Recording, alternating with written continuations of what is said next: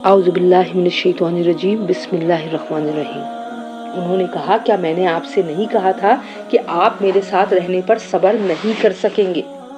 موسیٰ علیہ السلام بولے، اگر اب میں آپ سے کوئی بات پوچھوں تو آپ مجھے اپنے ساتھ نہ رکھیں، یقیناً آپ میری طرف سے عذر کی حد کو پہنچ گئے ہیں۔ چنانچہ وہ دونوں پھر روانہ ہو گئے، یہاں تک کہ جب ایک بستی والوں کے پاس پہنچے تو اس کے باشندوں سے کھانا مانگا تو ان لوگوں نے ان کی مہمانی کرنے سے انکار کر دیا۔ پھر انہیں وہاں ایک دیوار ملی جو گرنے ہی والی تھی، ان صاحب نے اسے کھڑا کر دیا۔ موسیٰ علیہ السلام نے کہا، اگر آپ چاہتے تو اس کام پر کچھ اجرت لے لیتے۔ انہوں نے کہا، لیجیے، میرے اور آپ کے درمیان جدائی کا وقت آ گیا۔ اب میں آپ کو ان باتوں کا مقصد بتائی دیتا ہوں جن پر آپ سے صبر نہیں ہو سکا۔ جہاں تک کشتی کا تعلق ہے تو وہ کچھ غریب آدمیوں کی تھی جو دریا میں مزدوری کرتے تھے۔ میں نے چاہا کہ اس میں کوئی عیب پیدا کر دوں، کیونکہ ان کے آگے ایک بادشاہ تھا جو ہر اچھی کشتی کو زبردستی چھین کر رکھ لیا کرتا تھا، اور لڑکے کا معاملہ یہ تھا کہ اس کے ماں باپ مومن تھے، اور ہمیں اس بات کا اندیشہ تھا کہ یہ لڑکا ان دونوں کو سرکشی اور کفر میں نہ پھنسا دے۔ چنانچہ ہم نے یہ چاہا کہ ان کا پروردگار انہیں اس لڑکے کے بدلے ایسی اولاد دے جو پاکیزگی میں بھی اس سے بہتر ہو اور حسن سلوک میں بھی اس سے بڑھی ہوئی ہو۔ رہی یہ دیوار تو وہ اس شہر میں رہنے والے 2 یتیم لڑکوں کی تھی، اور اس کے نیچے ان کا خزانہ گڑا ہوا تھا، اور ان دونوں کا باپ ایک نیک آدمی تھا۔ اس لیے آپ کے پروردگار نے یہ چاہا کہ یہ دونوں لڑکے اپنی جوانی کی عمر کو پہنچیں اور اپنا خزانہ نکال لیں۔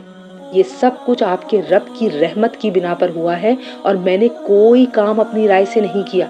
یہ تھا مقصد ان باتوں کا جن پر آپ سے صبر نہیں ہو سکا۔ اور یہ لوگ آپ سے ذوالقرنین کے بارے میں پوچھتے ہیں، آپ کہہ دیں کہ میں ان کا کچھ حال تمہیں پڑھ کر سناتا ہوں۔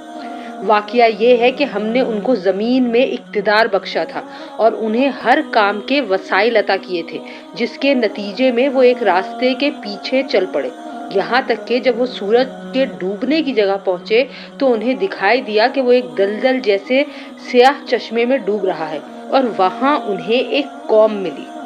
ہم نے ان سے کہا کہ اے ذوالقرنین، تمہارے پاس 2 راستے ہیں، یا تو ان لوگوں کو سزا دو یا پھر ان کے معاملے میں اچھا رویہ اختیار کرو۔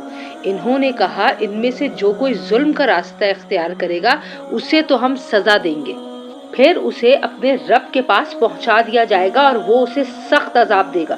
البتہ جو کوئی ایمان لائے گا اور نیک عمل کرے گا تو وہ بدلے کے طور پر اچھے انجام کا مستحق ہوگا، اور ہم بھی اس کو اپنا حکم دیتے وقت آسانی کی بات کہیں گے۔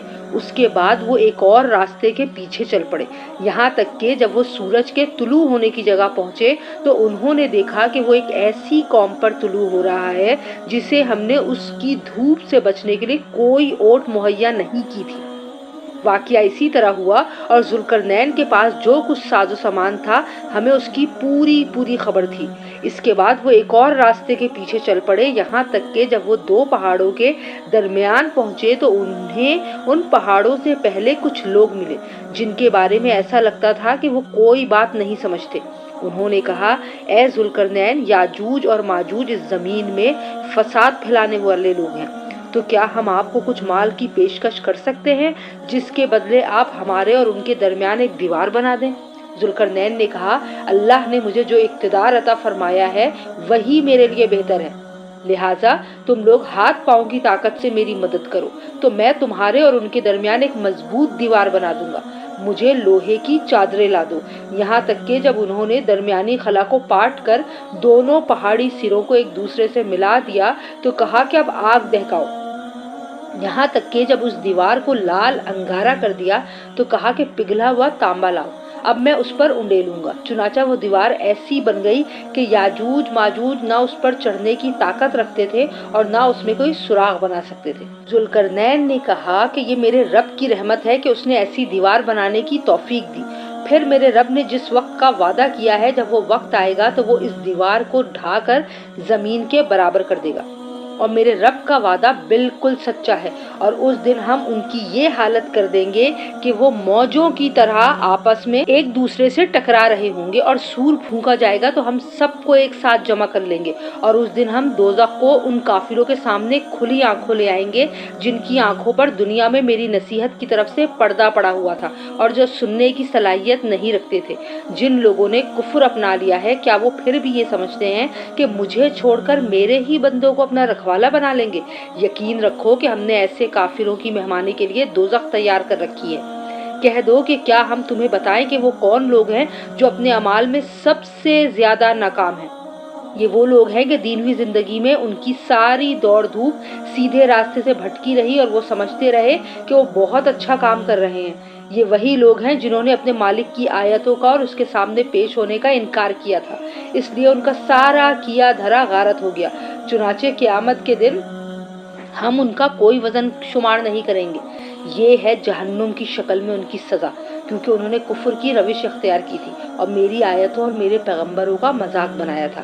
دوسری طرف جو لوگ ایمان لائے ہیں اور جنہوں نے نیک عمل کیے ہیں، ان کی مہمانی کے لیے بے شک فردوس کے باغ ہوں گے جن میں وہ ہمیشہ ہمیشہ رہیں گے اور وہاں سے کہیں اور جانا نہیں چاہیں گے۔ اے پیغمبر، لوگوں سے کہہ دو کہ اگر میرے رب کی باتیں لکھنے کے لیے سمندر روشنائی بن جائے تو میرے رب کی باتیں ختم نہیں ہوں گی، اس سے پہلے سمندر ختم ہو چکا ہوگا۔ چاہے اس سمندر کی کمی پوری کرنے کے لیے ہم ویسا ہی ایک اور سمندر کیوں نہ لے آئیں۔ کہہ دو کہ میں تو تم ہی جیسا ایک انسان ہوں، البتہ مجھ پر یہ وحی آتی ہے کہ تم سب کا خدا بس ایک خدا ہے، لہذا جس کسی کو اپنے مالک سے جا ملنے کی امید ہو اسے چاہیے کہ وہ نیک عمل کرے اور اپنے مالک کی عبادت میں کسی کو شریک نہ ٹھہرائے۔ یہ تذکرہ ہے اس رحمت کا جو تمہارے پروردگار نے اپنے بندے زکریا پر کی تھی۔ یہ اس وقت کی بات ہے جب انہوں نے اپنے پروردگار کو آہستہ آہستہ آواز سے پکارا تھا۔ انہوں نے کہا تھا کہ میرے پروردگار، میری ہڈیاں تک کمزور پڑ گئی ہیں اور سر بڑھاپے کی سفیدی سے بھڑک اٹھا ہے، اور میرے پروردگار، میں آپ سے دعا مانگ کر کبھی نامراد نہیں ہوا، اور مجھے اپنے بعد اپنے چچا زاد بھائیوں کا اندیشہ لگا ہوا ہے، اور میری بیوی بانجھ ہے، لہٰذا آپ خاص اپنے پاس سے مجھے ایک ایسا وارث عطا کر دیجئے جو میرا بھی وارث ہو اور یعقوب علیہ السلام کی اولاد سے بھی میراث پالے، اور یا رب اسے ایسا بنائیے جو خود آپ کا پسندیدہ ہو۔ آواز آئی کہ اے زکریا، ہم تمہیں ایک ایسے لڑکے کی خوشخبری دیتے ہیں جس کا نام یحییٰ ہوگا۔ اس سے پہلے ہم نے اس کے نام کا کوئی اور شخص پیدا نہیں کیا۔ زکریا نے کہا، میرے پروردگار، میرے یہاں لڑکا کس طرح پیدا ہوگا جبکہ میری بیوی بانجھ ہے اور میں بڑھاپے سے اس حال کو پہنچ گیا ہوں کہ میرا جسم سوکھ چکا ہے۔ کہا، ہاں ایسا ہی ہوگا، تمہارے رب نے فرمایا ہے کہ یہ تو میرے لیے معمولی بات ہے، اور اس سے پہلے میں نے تمہیں پیدا کیا تھا جب تم کچھ بھی نہیں تھے۔ زکریا نے کہا، میرے پروردگار، میرے لیے کوئی نشانی مقرر فرما دیجیے۔ فرمایا، تمہاری نشانی یہ ہے کہ تم صحت مند ہونے کے باوجود 3 رات تک لوگوں سے بات نہیں کر سکو گے۔ چنانچہ وہ عبادت گاہ سے نکل کر اپنی قوم کے سامنے آئے اور ان کو اشارے سے ہدایت دی کہ تم لوگ صبح و شام اللہ کی تسبیح کیا کرو۔ پھر جب یحییٰ پیدا ہو کر بڑے ہو گئے تو ہم نے ان سے فرمایا، اے یحییٰ، کتاب کو مضبوطی سے تھام لو، اور ہم نے بچپن ہی میں ان کو دانائی بھی عطا کر دی تھی، اور خاص اپنے پاس سے نرم دلی اور پاکیزگی بھی، اور وہ بڑے پرہیزگار تھے، اپنے والدین کے خدمت گزار، نہ وہ سرکش تھے نہ نافرمان، اور اللہ تعالیٰ کی طرف سے سلام ہے ان پر، اس دن بھی جس روز وہ پیدا ہوئے، اس دن بھی جس روز انہیں موت آئے گی، اور اس دن بھی جس روز انہیں زندہ کر کے دوبارہ اٹھایا جائے گا۔ اور اس کتاب میں مریم کا بھی تذکرہ کرو، اس وقت کا تذکرہ جب وہ اپنے گھر والوں سے علیحدہ ہو کر اس جگہ چلی گئی جو مشرق کی طرف واقع تھی، پھر انہوں نے ان لوگوں کے اور اپنے درمیان ایک پردہ ڈال دیا۔ اس موقع پر ہم نے ان کے پاس اپنی روح یعنی ایک فرشتے کو بھیجا جو ان کے سامنے ایک مکمل انسان کی شکل میں ظاہر ہوا۔ مریم نے کہا میں تم سے خدائے رحمان کی پناہ مانگتی ہوں، اگر تم میں خدا کا خوف ہے تو یہاں سے ہٹ جاؤ۔ فرشتے نے کہا میں تو تمہارے رب کا بھیجا ہوا فرشتہ ہوں اور اس لیے آیا ہوں تاکہ تمہیں ایک پاکیزہ لڑکا دوں۔ مریم نے کہا میرے لڑکا کیسے ہو جائے گا جبکہ مجھے کسی بشر نے چھوا تک نہیں ہے اور نہ میں کوئی بدکار عورت ہوں۔ فرشتے نے کہا ایسے ہی ہو جائے گا، تمہارے رب نے فرمایا ہے کہ یہ میرے لیے ایک معمولی بات ہے اور ہم یہ کام اس لیے کریں گے تاکہ اس لڑکے کو لوگوں کے لیے اپنی قدرت کی ایک نشانی بنائیں اور اپنی طرف سے رحمت کا مظاہرہ کریں، اور یہ بات پوری طرح طے ہو چکی ہے۔ پھر ہوا یہ کہ مریم کو اس بچے کا حمل ٹھہر گیا اور جب ولادت کا وقت قریب آیا تو وہ اس کو لے کر لوگوں سے الگ ایک دور مقام پر چلی گئیں۔ پھر زچگی کے درد نے انہیں ایک کھجور کے درخت کے پاس پہنچا دیا۔ وہ کہنے لگی کاش کہ میں اس سے پہلے ہی مر گئی ہوتی اور مر کر بھولی بسری ہو جاتی۔ پھر فرشتے نے ان کے نیچے ایک جگہ سے انہیں آواز دی کہ غم نہ کرو، تمہارے رب نے تمہارے نیچے ایک چشمہ پیدا کر دیا ہے اور کھجور کے تنے کو اپنی طرف ہلاؤ، اس میں سے پکی ہوئی تازہ کھجوریں تم پر جھڑیں گی، اب کھاؤ اور پیو اور آنکھیں ٹھنڈی رکھو، اور اگر لوگوں میں سے کسی کو آتا دیکھو تو اشارے سے کہہ دینا کہ آج میں نے خدائے رحمان کے لیے ایک روزے کی منت مانی ہے، اس لیے میں کسی بھی انسان سے بات نہیں کروں گی۔ پھر وہ اس بچے کو اٹھائے ہوئے اپنی قوم کے پاس آئیں۔ وہ کہنے لگے کہ مریم تم نے تو بڑا غضب ڈھا دیا، اے ہارون کی بہن، نہ تو تمہارا باپ کوئی برا آدمی تھا نہ تمہاری ماں کوئی بدکار عورت تھی۔ اس پر مریم نے اس بچے کی طرف اشارہ کیا۔ لوگوں نے کہا بھلا ہم اس سے کیسے بات کریں جو ابھی پالنے میں پڑا ہوا بچہ ہے۔ اس پر بچہ بول اٹھا کہ میں اللہ کا بندہ ہوں، اس نے مجھے کتاب دی ہے اور نبی بنایا ہے، اور جہاں بھی میں رہوں مجھے بابرکت بنایا ہے، اور جب تک زندہ رہوں مجھے نماز اور زکوٰۃ کا حکم دیا ہے، اور مجھے اپنی والدہ کا فرما بردار بنایا ہے، اور مجھے سرکش اور سنگ دل نہیں بنایا، اور اللہ تعالیٰ کی طرف سے سلامتی ہے مجھ پر، اس دن بھی جب میں پیدا ہوا، اور اس دن بھی جس دن میں مروں گا، اور اس دن بھی جب مجھے دوبارہ زندہ کر کے اٹھایا جائے گا۔ یہ ہیں عیسیٰ بن مریم۔ ان کی حقیقت کے بارے میں سچی بات یہ ہے کہ جس میں لوگ جھگڑ رہے ہیں، اللہ کی یہ شان نہیں ہے کہ وہ کوئی بیٹا بنائے، اس کی ذات پاک ہے، جب وہ کسی بات کا فیصلہ کر لیتا ہے تو بس اس سے یہ کہتا ہے کہ ہو جا، چنانچہ وہ ہو جاتی ہے۔ اور اے پیغمبر لوگوں سے کہہ دو کہ یقیناً اللہ میرا بھی پروردگار ہے اور تمہارا بھی پروردگار، اس لیے اس کی عبادت کرو، یہی سیدھا راستہ ہے۔ پھر بھی ان میں سے مختلف گروہوں نے اختلاف ڈال دیا ہے، چنانچہ جس دن یہ ایک زبردست دن کا مشاہدہ کریں گے اس دن ان کی بڑی تباہی ہوگی جنہوں نے کفر کا ارتکاب کیا ہے۔ جس روز یہ ہمارے پاس آئیں گے اس دن یہ کتنے سننے والے اور دیکھنے والے بن جائیں گے، لیکن یہ ظالم آج کھلی گمراہی میں پڑے ہوئے ہیں۔ اور اے پیغمبر ان کو اس پچھتاوے کے دن سے ڈرائیے جب ہر بات کا آخری فیصلہ ہو جائے گا، جبکہ یہ لوگ اس وقت غفلت میں ہیں اور ایمان نہیں لا رہے۔ یقین جانو کہ زمین اور اس پر سارے رہنے والوں کے وارث ہم ہی ہوں گے اور ہماری طرف ہی ان سب کو لوٹایا جائے گا۔ اور اس کتاب میں ابراہیم کا بھی تذکرہ کرو، بے شک وہ سچائی کے خوگر نبی تھے۔ یاد کرو جب انہوں نے اپنے باپ سے کہا تھا کہ ابا جان آپ ایسی چیزوں کی کیوں عبادت کرتے ہیں جو نہ سنتی ہیں نہ دیکھتی ہیں اور نہ آپ کا کوئی کام کر سکتی ہیں۔ ابا جان میرے پاس ایک ایسا علم آیا ہے جو آپ کے پاس نہیں آیا، اس لیے میری بات مان لیجئے، میں آپ کو سیدھا راستہ بتلا دوں گا۔ ابا جان شیطان کی عبادت نہ کیجیے، یقین جانیے کہ شیطان خدائے رحمان کا نافرمان ہے۔ ابا جان مجھے اندیشہ ہے کہ خدائے رحمان کی طرف سے آپ کو کوئی عذاب نہ آ پکڑے جس کے نتیجے میں آپ شیطان کے ساتھی بن کر رہ جائیں۔ ان کے باپ نے کہا ابراہیم کیا تم میرے خداؤں سے بیزار ہو؟ یاد رکھو اگر تم باز نہ آئے تو میں تم پر پتھر برساؤں گا، اور اب تم ہمیشہ کے لیے مجھ سے دور ہو جاؤ۔ ابراہیم نے کہا میں آپ کو رخصت کا سلام کرتا ہوں، میں اپنے پروردگار سے آپ کی بخشش کی دعا کروں گا، بے شک وہ مجھ پر بہت مہربان ہے۔ اور میں آپ لوگوں سے بھی الگ ہوتا ہوں، اور اللہ کو چھوڑ کر آپ لوگ جن جن کی عبادت کرتے ہیں ان سے بھی، اور میں اپنے پروردگار کو پکارتا رہوں گا۔ مجھے پوری امید ہے کہ اپنے رب کو پکار کر میں نامراد نہیں رہوں گا۔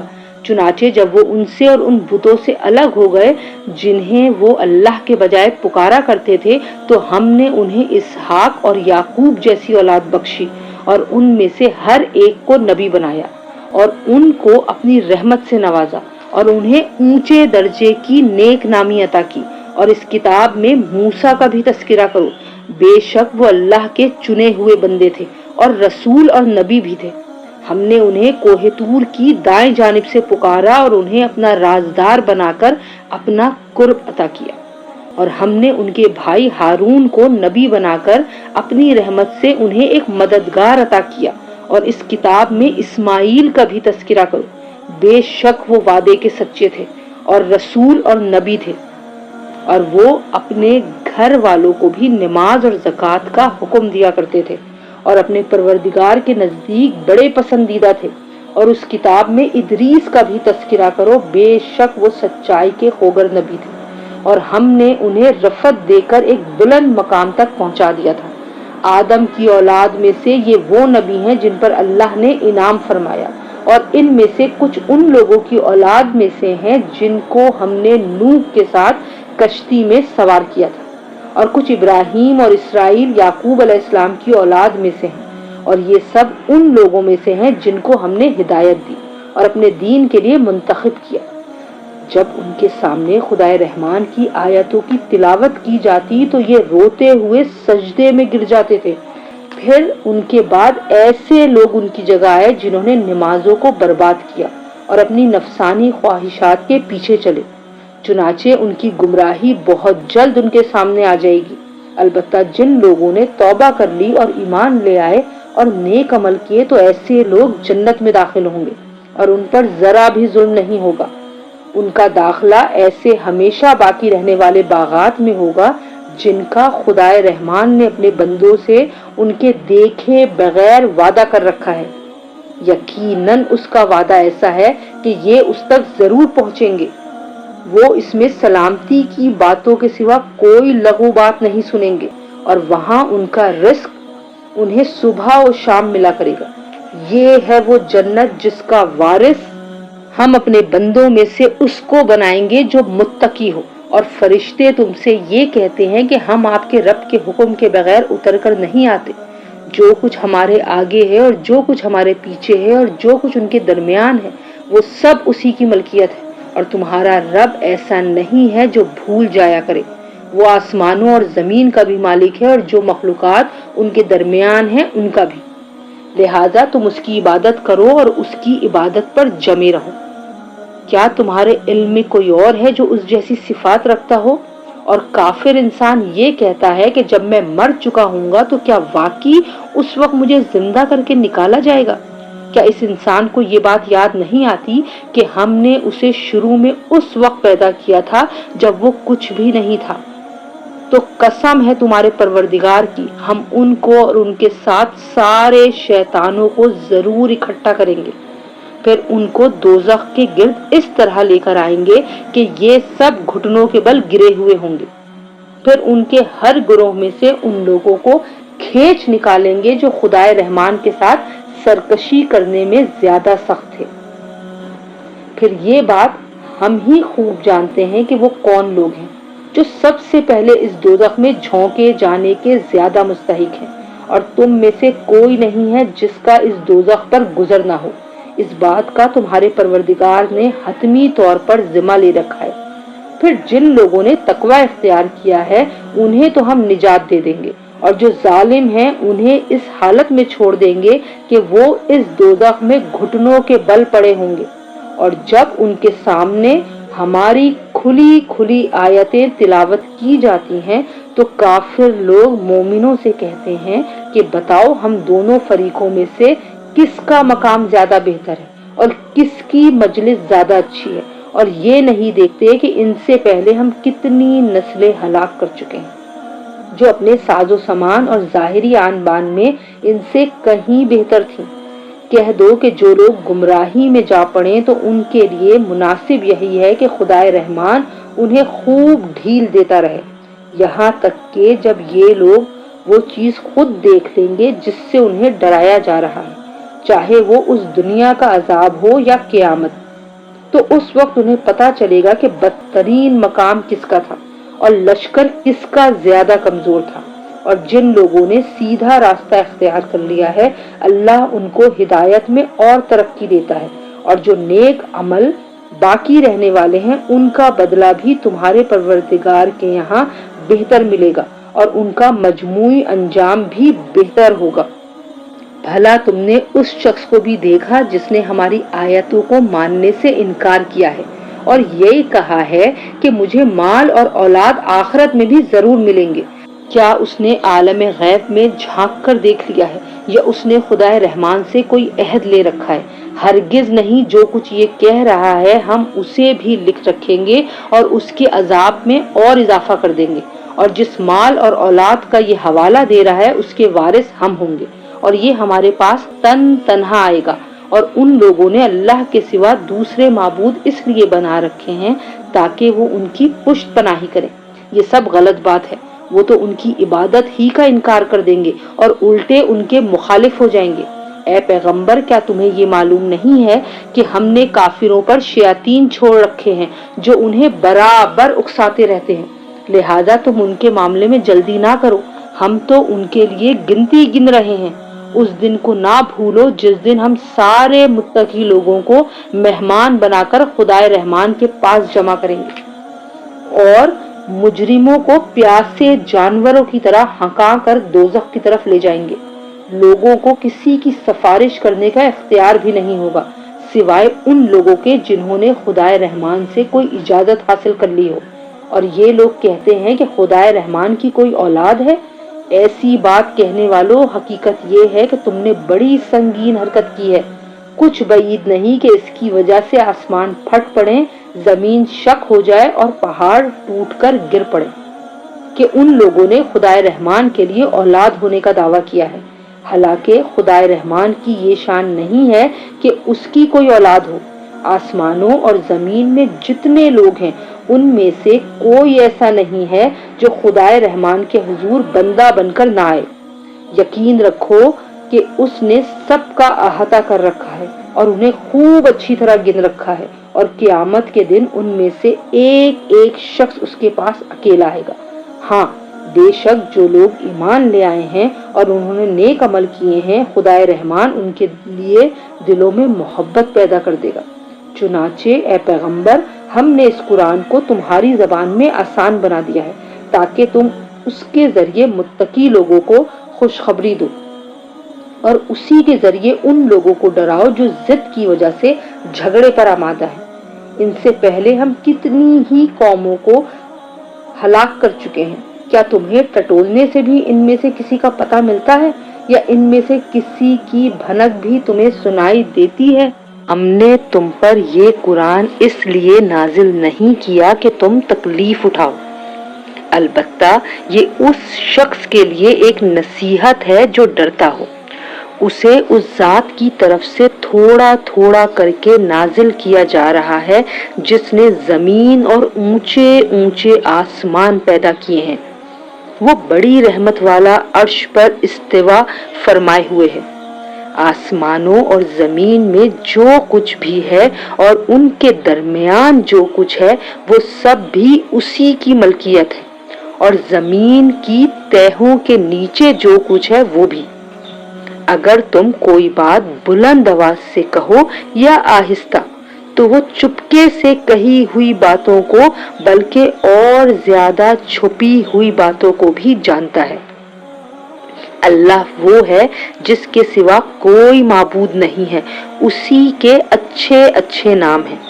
اور اے پیغمبر صلی اللہ علیہ وآلہ وسلم، کیا تم تک موسیٰ علیہ السلام کا واقعہ پہنچا ہے؟ یہ اس وقت کی بات ہے جب ان کو ایک آگ نظر آئی تو انہوں نے اپنے گھر والوں سے کہا، تم یہیں ٹھہرو، میں نے ایک آگ دیکھی ہے शायद मैं इसमें से कोई शोला तुम्हारे पास ले आऊं या उस आग के पास मुझे रास्ते का पता मिल जाए। चुनाचे जब वो आग के पास पहुंचे तो उन्हें आवाज दी गई कि ए मूसा, यकीन से जान लो कि मैं ही तुम्हारा रब हूं। अब तुम अपने जूते उतार दो। तुम इस वक्त तुआ की मुकद्दस वादी में हो और मैंने तुम्हें नबूवत के लिए मुंतखब किया है, लिहाजा जो बात वही के जरिए कही जा रही है उसे गौर से सुनो। हकीकत ये है कि मैं ही अल्लाह हूँ, मेरे सिवा कोई माबूद नहीं है, इसलिए मेरी इबादत करो और मुझे याद रखने के लिए नमाज कायम करो। यकीन रखो कि क़यामत की घड़ी आने वाली है, मैं उसके वक्त को खुफिया रखना चाहता हूँ ताकि हर शख्स को उसके किए का बदला मिले, लिहाजा कोई ऐसा शख्स तुम्हें उससे हरगिज गाफिल ना करने पाए जो इस पर ईमान ना रखता हो और अपनी ख्वाहिशात के पीछे चलता हो, वरना तुम हलाकत में पड़ जाओगे। और मूसा, ये तुम्हारे दाएं हाथ में क्या है? मूसा ने कहा, ये मेरी लाठी है, मैं इसका सहारा लेता हूँ और इससे अपनी बकरियों पर दरख्त से पत्ते झाड़ता हूँ और इससे मेरी दूसरी जरूरियात भी पूरी होती हैं। फरमाया, मूसा इसे नीचे फेंक दो। चुनाचा उन्होंने उसे फेंक दिया। बस फिर क्या था, वो अचानक एक दौड़ता हुआ सांप बन गई। अल्लाह ने फरमाया, इसे पकड़ लो और डरो नहीं, हम अभी इसे इसकी पिछली हालत पर लौटा देंगे और अपने हाथ को अपनी बगल में दबाओ, वो किसी बीमारी के बगैर सफेद होकर निकलेगा। ये तुम्हारी नबूवत की एक और निशानी होगी। ये हम इसलिए कर रहे हैं ताकि अपनी बड़ी निशानियों में से कुछ तुम्हें दिखाएं। अब फिरौन के पास जाओ, वो सरकशी में हद से निकल गया है। मूसा ने कहा, परवरदिगार, मेरे खातिर मेरा सीना खोल दे और मेरे लिए मेरे काम को आसान बना दीजिए और मेरी जबान में जो गिरह है उसे दूर कर दीजिए ताकि लोग मेरी बात समझ सकें और मेरे लिए मेरे खानदान ही के एक फर्द को मददगार मुकर्रर कर दीजिए, यानी हारून को जो मेरे भाई हैं। उनके जरिए मेरी ताकत मजबूत कर दीजिए और उनको मेरा शरीके कार बना दीजिए ताकि हम कसरत से आपकी तस्बीह करें और कसरत से आपका जिक्र करें। बेशक आप हमें अच्छी तरह देखने वाले हैं।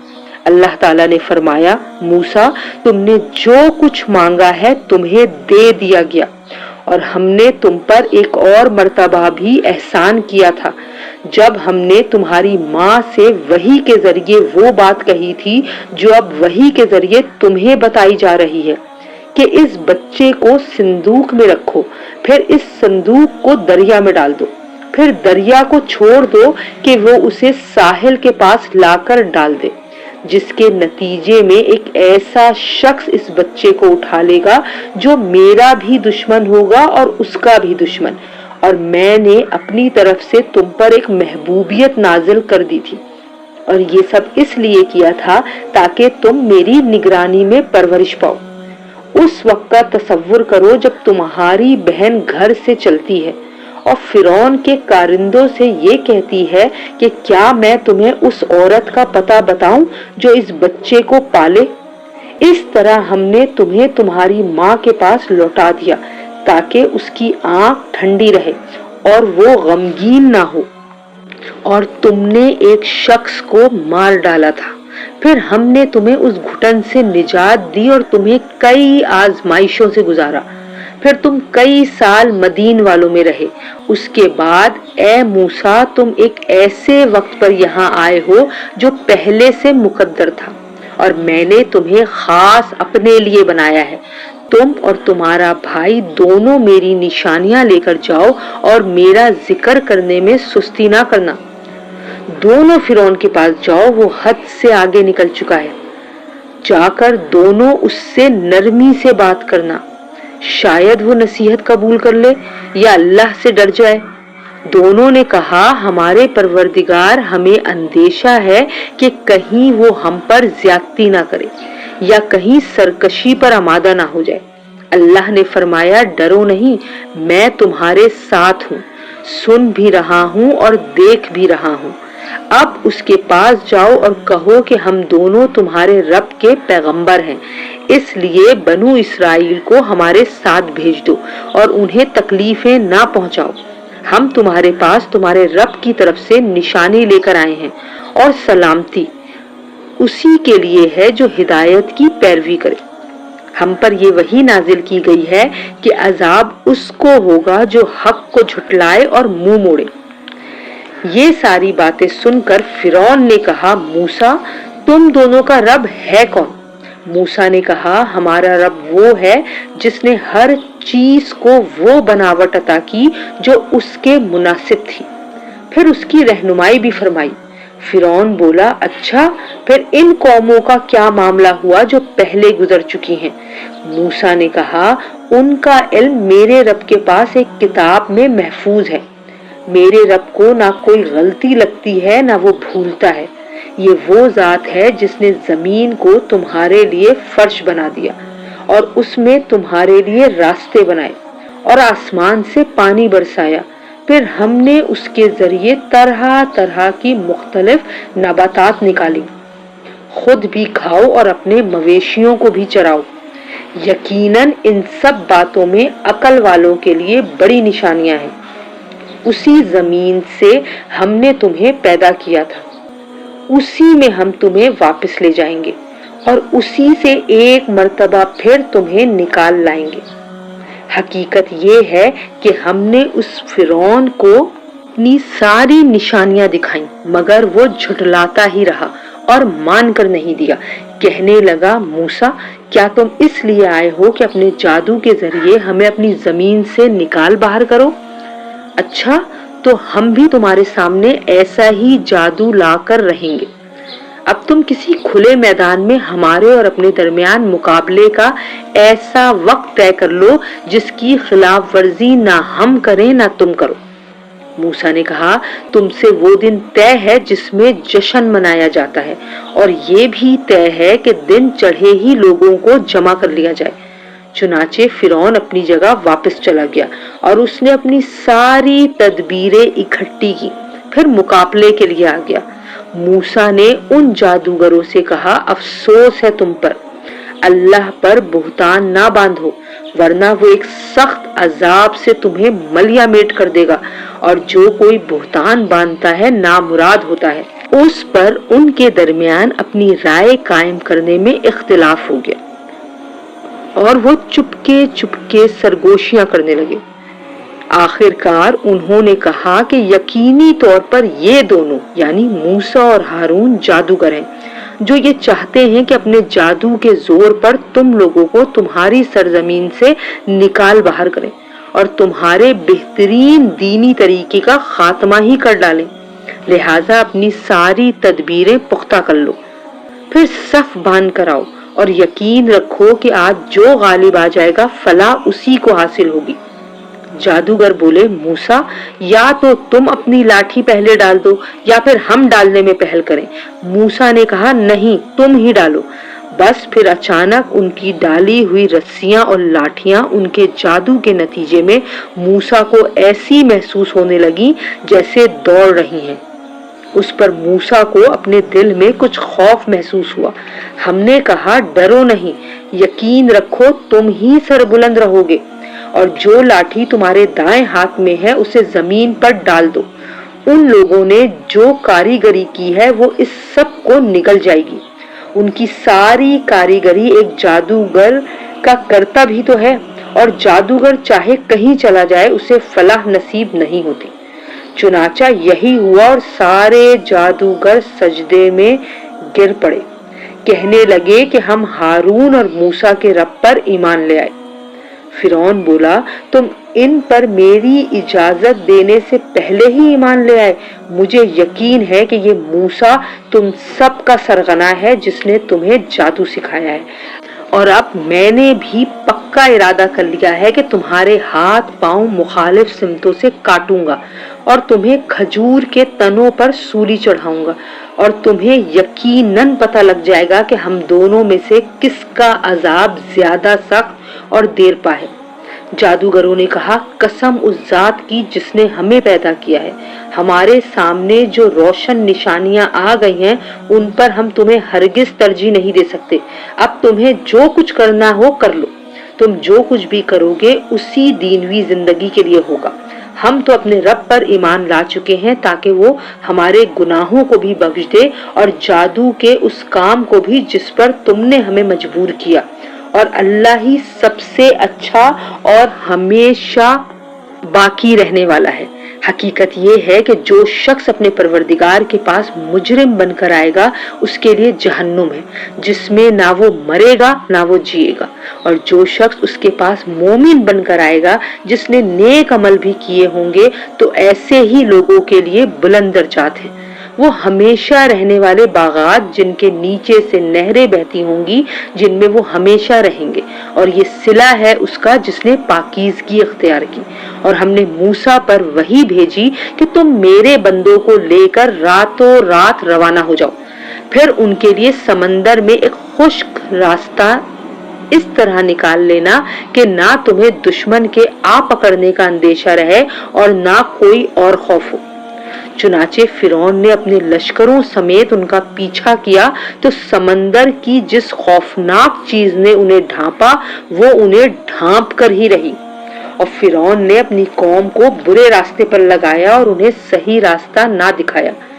اے بنی اسرائیل، ہم نے تمہیں تمہارے دشمن سے نجات دی اور تم سے کوہ طور کے دائیں جانب آنے کا وعدہ ٹھہرایا اور تم پر من و سلوہ نازل کیا۔ جو پاکیزہ رزق ہم نے تمہیں عطا کیا ہے اس میں سے کھاؤ اور اس میں سرکشی نہ کرو، جس کے نتیجے میں تم پر میرا غضب نازل ہو جائے، اور جس کسی پر میرا غضب نازل ہو جاتا ہے وہ تباہی میں گر کر رہتا ہے۔ اور یہ بھی حقیقت ہے کہ جو شخص توبہ کرے، ایمان لائے اور نیک عمل کرے، پھر سیدھے راستے پر قائم رہے تو میں اس کے لیے بہت بخشنے والا ہوں۔ اور جب موسیٰ کوہ طور پر اپنے لوگوں سے پہلے چلے آئے تو اللہ نے ان سے کہا، موسیٰ تم اپنی قوم سے پہلے جلدی کیوں آ گئے؟ انہوں نے کہا، وہ میرے پیچھے پیچھے آیا ہی چاہتے ہیں، اور پروردگار میں آپ کے پاس اس لیے جلدی آ گیا تاکہ آپ خوش ہوں۔ اللہ نے فرمایا، پھر تمہارے آنے کے بعد ہم نے تمہاری قوم کو فتنے میں مبتلا کر دیا ہے اور انہیں سامری نے گمراہ کر ڈالا ہے۔ چنانچہ موسیٰ غم و غصے میں بھرے ہوئے اپنی قوم کے پاس واپس لوٹے۔ کہنے لگے، میری قوم کے لوگوں، کیا تمہارے پروردگار نے تم سے ایک اچھا وعدہ نہیں کیا تھا؟ تو کیا تم پر کوئی بہت لمبی مدت گزر گئی تھی؟ یا تم چاہتے ہی یہ تھے کہ تمہارے رب کا تم پر غضب نازل ہو جائے اور اس وجہ سے تم نے مجھ سے وعدے خلافی کی؟ کہنے لگے، ہم نے اپنے اختیار سے آپ کے وعدے کی خلاف ورزی نہیں کی، بلکہ ہوا یہ کہ ہم پر لوگوں کے زیورات کے بوجھ لدے ہوئے تھے، اس لیے ہم نے انہیں پھینک دیا۔ پھر اسی طرح سامری نے کچھ ڈالا اور لوگوں کے سامنے ایک بچڑا بنا کر نکال لیا، ایک جسم تھا جس میں سے آواز نکلتی تھی۔ لوگ کہنے لگے کہ یہ تمہارا معبود ہے اور موسیٰ کا بھی معبود ہے، مگر موسیٰ بھول گئے ہیں۔ بھلا کیا انہیں یہ نظر نہیں آ رہا تھا کہ وہ نہ ان کی بات کا جواب دیتا تھا اور نہ ان کو کوئی نفع یا نقصان پہنچا سکتا تھا؟ اور ہارون نے ان سے پہلے ہی کہا تھا کہ میری قوم کے لوگوں، تم اس بچڑے کی وجہ سے فتنے میں مبتلا ہو گئے ہو، اور حقیقت میں تمہارا رب تو رحمان ہے، اس لیے تم میرے پیچھے چلو اور میری بات مانو۔ وہ کہنے لگے کہ جب تک موسیٰ واپس نہ آ جائیں ہم تو اسی کی عبادت پر جمے رہیں گے۔ موسیٰ نے واپس آ کر کہا، ہارون، جب تم نے دیکھ لیا تھا کہ یہ لوگ گمراہ ہو گئے ہیں تو تمہیں کس چیز نے روکا تھا کہ تم میرے پیچھے چلے آتے؟ بھلا کیا تم نے میری بات کی خلاف ورزی کی؟ ہارون نے کہا، میرے ماں کے بیٹے، میری داڑھی نہ پکڑو اور نہ میرا سر، حقیقت میں مجھے یہ اندیشہ تھا کہ تم یہ کہو گے کہ تم نے بنی اسرائیل میں تفرقہ ڈال دیا اور میری بات کا پاس نہیں کیا۔ موسیٰ نے کہا اچھا تو سامری تجھے کیا ہوا تھا؟ وہ بولا میں نے ایک ایسی چیز دیکھ لی تھی جو دوسروں کو نظر نہیں آئی تھی، اس لیے میں نے رسول کے نقش قدم سے ایک مٹھی اٹھا لی اور اسے بچھڑے پر ڈال دیا اور میرے دل نے مجھے کچھ ایسا ہی سجھایا۔ موسیٰ علیہ السلام نے فرمایا اچھا تو جا، اب زندگی بھر تیرا کام یہ ہوگا کہ تو لوگوں سے یہ کہا کرے گا کہ مجھے نہ چھونا، اور اس کے علاوہ تیرے لیے ایک وعدے کا وقت مقرر ہے جو تجھ سے ٹلایا نہیں جا سکتا، اور دیکھ اپنے اس جھوٹے معبود کو جس پر تو جمع بیٹھا تھا، ہم اسے جلا ڈالیں گے اور پھر اس کی راکھ کو چورا چورا کر کے سمندر میں بکھیر دیں گے۔ حقیقت میں تم سب کا معبود تو بس ایک ہی اللہ ہے جس کے سوا کوئی معبود نہیں ہے، اس کا علم ہر چیز کا احاطہ کیے ہوئے ہے۔ اے پیغمبر، ماضی میں جو حالات گزرے ہیں ان میں سے کچھ واقعات ہم اسی طرح تم کو سناتے ہیں، اور ہم نے تمہیں خاص اپنے پاس سے ایک نصیحت نامہ عطا کیا ہے۔ جو لوگ اس سے منہ موڑیں گے تو وہ قیامت کے دن بڑا بھاری بوجھ لادے ہوں گے جس کے عذاب میں وہ ہمیشہ رہیں گے، اور قیامت کے دن ان کے لیے یہ بدترین بوجھ ہوگا جس دن سور پھونکا جائے گا، اور اس دن ہم سارے مجرموں کو گھیر کر اس طرح جمع کریں گے کہ وہ نیلے پڑ رہے ہوں گے، آپس میں سرگوشیاں کر رہے ہوں گے کہ تم قبروں میں یا دنیا میں 10 دن سے زیادہ نہیں ٹھہرے۔ جس بارے میں وہ باتیں کریں گے اس کی حقیقت ہمیں خوب معلوم ہے، جبکہ ان میں سے جس کا طریقہ سب سے بہتر ہوگا وہ کہے گا کہ تم 1 دن سے زیادہ نہیں ٹھہرے، اور لوگ تم سے پہاڑوں کے بارے میں پوچھتے ہیں کہ قیامت میں ان کا کیا بنے گا۔ جواب میں کہہ دو کہ میرا پروردگار ان کو دھول کی طرح اڑا دے گا اور زمین کو ایسا ہموار چٹیل میدان بنا کر چھوڑے گا کہ اس میں تمہیں نہ کوئی بل نظر آئے گا نہ کوئی ابھار۔ اس دن سب کے سب منادی کے پیچھے اس طرح چلے آئیں گے کہ اس کے سامنے کوئی تیڑ نہیں دکھا سکیں گے، اور خدائے رحمان کے آگے تمام آوازیں دب کر رہ جائیں گی، چنانچہ تمہیں پاؤں کی سرسراہٹ کے سوا کچھ سنائی نہیں دے گا۔ اس دن کسی کی سفارش کام نہیں آئے گی سوائے اس شخص کی سفارش کے جسے خدائے رحمان نے اجازت دے دی ہو اور جس کے بولنے پر وہ راضی ہو۔ وہ لوگوں کی ساری اگلی پچھلی باتوں کو جانتا ہے اور وہ اس کے علم کا احاطہ نہیں کر سکتے، اور سارے کے سارے چہرے حیّ قیوم کے آگے جھکے ہوئے ہوں گے، اور جو کوئی ظلم کا بوجھ لاد کر لایا ہوگا نامراد ہوگا، اور جس نے نیک عمل کیے ہوں گے جبکہ وہ مومن بھی ہو تو اسے نہ کسی زیادتی کا اندیشہ ہوگا نہ کسی حق تلفی کا۔ اور ہم نے اسی طرح یہ وحی ایک عربی قرآن کی شکل میں نازل کی ہے، اور اس میں تنبیہات کو طرح طرح سے بیان کیا ہے تاکہ لوگ پرہیزگاری اختیار کریں یا یہ قرآن ان میں کچھ سوچ اور سمجھ پیدا کرے۔ ایسی ہی اونچی شان ہے اللہ کی جو سلطنت کا حقیقی مالک ہے۔ اور اے پیغمبر صلی اللہ علیہ وآلہ وسلم، جب قرآن وحی کے ذریعے نازل ہو رہا ہو تو اس کے مکمل ہونے سے پہلے قرآن پڑھنے میں جلدی نہ کیا کرو، اور یہ دعا کرتے رہا کرو کہ میرے پروردگار مجھے علم میں اور ترقی عطا فرما۔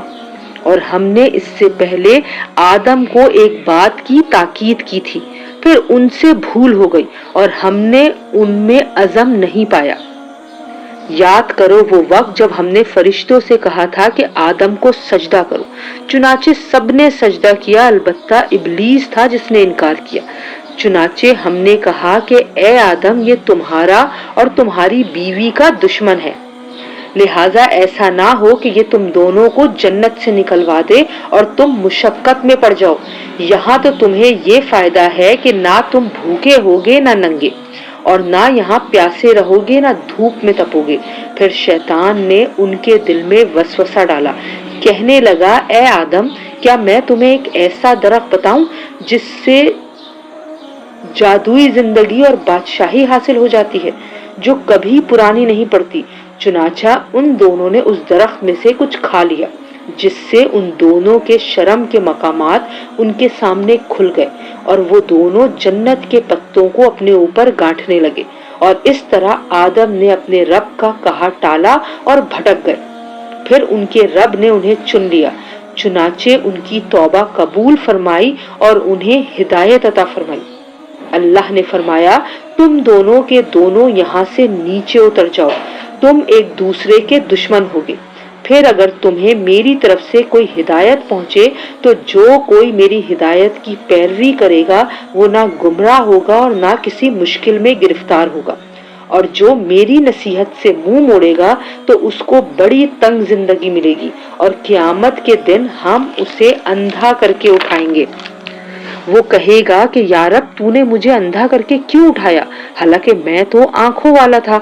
अल्लाह कहेगा, इसी तरह हमारी आयतें तेरे पास आई थी मगर तूने उन्हें भुला दिया, और आज उसी तरह तुझे भुला दिया जाएगा। और जो शख्स हद से गुजर जाता है और अपने परवरदिगार की निशानियों पर ईमान नहीं लाता, उसे हम इसी तरह सजा देते हैं, और आखिरत का अजाब वाकई ज्यादा सख्त और ज्यादा देर पा रहने वाला है। फिर क्या उन लोगों को इस बात ने भी कोई हिदायत का सबक नहीं दिया कि उनसे पहले कितनी नस्लें थीं जिन्हें हमने हलाक कर दिया, जिनकी बस्तियों में ये लोग चलते फिरते भी हैं। यकीनन जिन लोगों के पास अकल है उनके लिए इस बात में इबरत के बड़े समान है। और अगर तुम्हारे रब की तरफ से एक बात पहले ही तय ना कर दी गई होती और उसके नतीजे में अजाब की एक मयाद मुकर्रर ना होती तो लाजमी तौर पर अजाब उनको चिमट चुका होता। लिहाजा ए पैगंबर सल्लल्लाहु अलैहि वसल्लम, ये लोग जो बातें करते हैं तुम इन पर सब्र करो, और सूरज निकलने से पहले और उसके गुरूब से पहले अपने रब की तस्बीह और हम्द करते रहो, और रात के औकात में भी तस्बीह करो और दिन के किनारों में भी, ताकि तुम खुश हो जाओ और दीनवी जिंदगी की उस बहार की तरफ आंखें उठाकर भी ना देखो जो हमने उन काफिरों में से मुख्तलिफ लोगों को मजे उड़ाने के लिए दे रखी है, ताकि हम उनको उसके जरिए आजमाएं। और तुम्हारे रब का रिज़्क़ सबसे बेहतर और सबसे ज्यादा देर पा है। और अपने घर वालों को नमाज का हुक्म दो और खुद भी उस पर साबित कदम रहो। हम तुमसे रिज़्क़ नहीं चाहते, रिज़्क़ तो हम तुम्हें देंगे, और बेहतर अंजाम तकवा ही का है। और ये लोग कहते हैं कि ये नबी हमारे पास अपने रब की तरफ से कोई निशानी क्यों नहीं ले आते। भला क्या इनके पास पिछले आसमानी सहीफों के मज़ामीन की गवाही नहीं आ गई? और अगर हम इन्हें इस कुरान से पहले इनको किसी अजाब से हलाक कर देते तो ये लोग कहते कि हमारे परवरदिगार, आपने हमारे पास कोई पैगंबर क्यों नहीं भेजा ताकि हम जलील और रुस्वा होने से पहले की आयतों की पैरवी करते। ए पैगंबर सल्लल्लाहु अलैहि वसल्लम, इनसे कह दो कि हम सब इंतजार कर रहे हैं, लिहाजा तुम भी इंतजार करो, क्योंकि अनकरीब तुम्हें पता चल जाएगा कि सीधे रास्ते वाले लोग कौन हैं और कौन हैं जो हिदायत पा गए हैं।